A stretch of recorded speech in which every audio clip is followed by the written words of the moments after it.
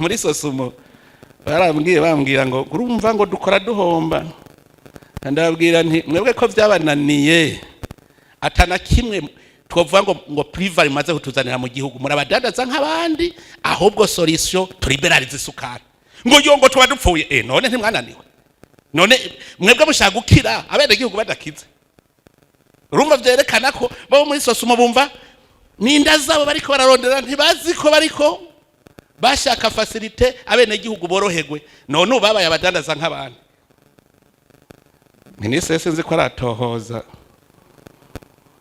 duhenze ngo umufuka bavuze ko gugwa ngahe katresa nasanze desaka handi turahubwo desaka handi turwa ushitsa hibujumbura kandi ari umuntu yakuye amadolari kuri marché noir. Mbwira ingene sosumo yakuye muri berbe ice vuga ngo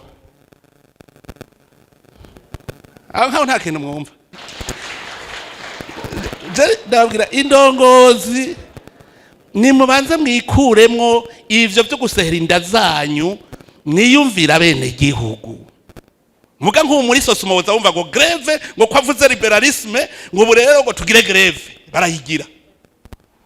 Twarabahaye inka bayica amabere, umwana apfuye umuyaya cata. Sinabandi ndabivuga none ndazi hajya liberalisme niyo solution y'isukari. Ntuzoza kuzimba bene gihugu ko twebwe duhagarariye bene gihugu. Indongozi we aho uri mu gisata cyawe cyose menya ko uhagarariye bene gihugu.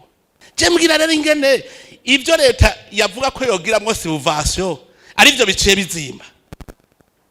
Ivyo birumvikana. We engrais chimique, les engrais leta itanga subvention de 74%. None tugwa amahera wowe yajane iwawe mu nda yawe na yabene gihugu kubera iko cyazimba wowe ucutwara ibice byinshi kurusha bene gihugu. Ibintu byose dukora tubikore tuvuga tuti jewe shaka kwa bene gihugu baramigwa. Point. Mwagugwe mwinda yanjira migwe mu vya bene gihugu. Emerutahe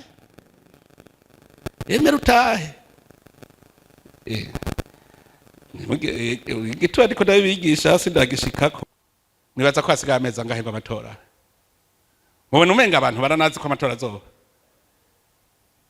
Aho nta kintu muca mubona vyerekana ko kare nk'ubu imigambwe yaba yamaze kwambara urwaga iri muri ya muhe kubera iki muri karume. None mbwira amatora ntabatanguye, dutanguye rusasuma electorale biba bihetse, baba batanguye kabisa. Nkajya seni nizo mpanuro tukwa tubaha ntibazi batwononere ibintu babikore mu bugwaneza, bakonsultane n'abahiganwa, hamwe umwe wese ashobora kuvuga defo yabonye bakayiverifya, bakakubwira bati dusanze ari ivyo twabikosoye cyane dusanze atari ivyo bimeze uko ivyo wari wavuze sivyo. Nivyo bituma amatora agenda neza. Muga kubona amatora azoba mu kwa gatanu uno munsi hakaba hasigaye yameze gadushe mu kwa gatanu atanjyane ziriko ziraba, birafise ico bisigura mu buzima bw'igihugu, birekana stabilité. Ibi rero niyo sinye ya mbere y'iterambere, kuko no kuvuga ubu umwe wese acuritse umutwe kuvyoshobora kumuteza imbere mu gihugu. Kare twacuri ku mutwe ku marigara, abari ku marigara iminsi yose bavamwe inkozi z'ikibi, sinzi ko murabibona, bavamwe inkozi z'ikibi.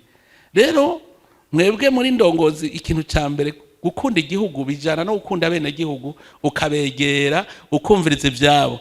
Twebwe rero twatanguye turondera amahoro. Ico kintu abarundi bose bakubwira bati niho bari bagwaye nta handi